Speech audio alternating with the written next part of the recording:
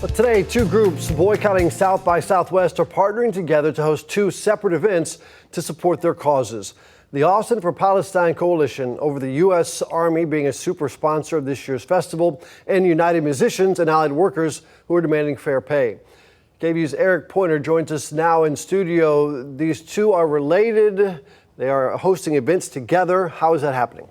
So they are hosting a protest and a rally called Fair Pay at South by Southwest. Musicians demand fair pay and no warmongers at South by Southwest. And at the same time, they will be bringing back the Palestine Street Museum. They hosted that street museum last weekend at the City Hall Plaza downtown, and that's where it will return today from 1:30 until 10 tonight. The goal of the pop-up museum is to educate the public on things going on in Palestine and the history of the conflict. Many artists and some panelists are withdrawing from festival events because of the sponsorship and the low pay. The group Austin for Palestine Coalition says that more than 100 artists have dropped out of the festival so far. Some of those artists will perform at a showcase at the pop-up street museum.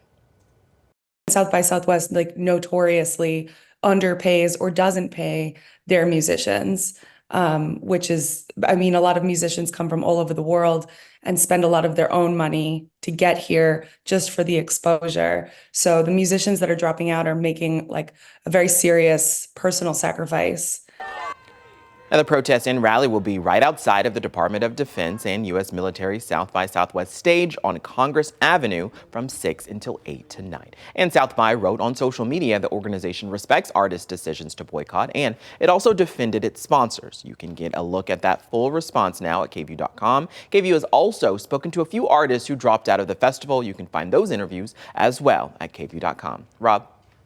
All right, Eric, thank you very much for that. Governor Greg Abbott responded to South by Southwest boycotts on Twitter. The governor wrote in part, quote, "Bye, don't come back." That's line number 2 right there.